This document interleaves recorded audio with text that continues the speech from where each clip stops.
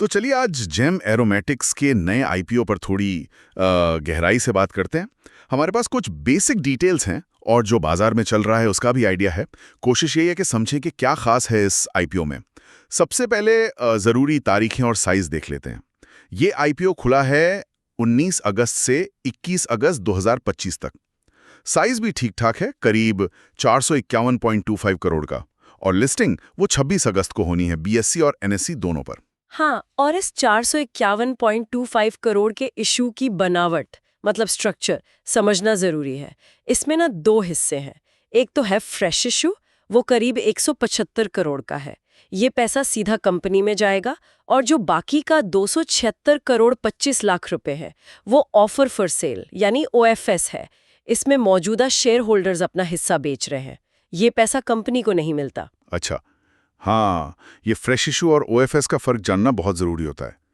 तो मतलब कंपनी के पास असल में 175 करोड़ ही आ रहे हैं। ठीक है, अब प्राइसिंग की बात करें।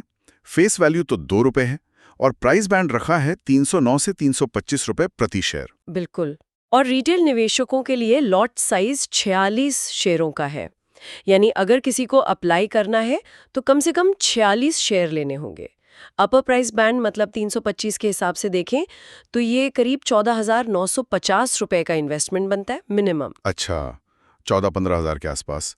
और दूसरी तारीखें जैसे अलॉटमेंट कब पता चलेगा? हाँ, अलॉटमेंट 22 अगस्त को फाइनल होने की उम्मीद है। और रिफंड जिन्हें शेयर नहीं मिलते उनका पैसा 25 अगस्त से वापस आना शुरू हो जाएगा। रजिस्ट्रार केफिन टेक्नोलॉजीज हैं जो ये सारा प्रोसेस मैनेज कर रहे हैं। ठीक है, अब ये भी समझ लेते हैं कि ये शेयर अलग अलग इन्वेस्टर्स में बटेंगे कैसे। कुछ कोटा सिस्टम होता है ना इसमें? हाँ, बिल्कुल। सेबी के नियमों के हिसाब से होता है। तो नेट इशू का कम से कम 35% रिटेल इन्वेस्टर्स के लिए है, 15% NIYS के लिए मतलब जो हाई नेटवर्थ इंडिविजुअल्स होते हैं, और बाकी का मतलब 50% तक वो QIBs के लिए है, क्वालिफाइड इंस्टीट्यूशनल बायर्स जैसे म्यूचुअल फंड्स, इंश्योरेंस कंपनियां वगैरह। अच्छा, तो ये फिक्स रहता है। रिटेल वालों के लिए 35%। ठीक है, चले ये तो हुई सारी ऑफिशियल बातें। अब थोड़ा अनऑफिशियल मार्केट की तरफ देखें। ग्रे मार्केट प्रीमियम यानी जीएमपी, सुना है उसमें कुछ उतार चढ़ाव चल रहा है। हाँ, सही सुना। जीएमपी बेसिकली ये बताता है कि इशू प्राइस के ऊपर अनऑफिशियल मार्केट में शेयर कितने प्रीमियम पर ट्रेड हो रहा है। ये बस एक इंडिकेशन होता है कि लिस्टिंग को लेकर क्या उम्मीदें हैं, कोई गारंटी नहीं होती। तो 18 अगस्त की बात करें, जेएम एरोमेटिक्स का जीएमपी 31 रुपए प्रति शेयर चल रहा था। 31 रुपए और अपर प्राइस बैंड है 325 रुपए। तो इसका मतलब हुआ कि मार्केट करीब 356 रुपए पर लिस्टिंग का अंदाजा लगा रहा है।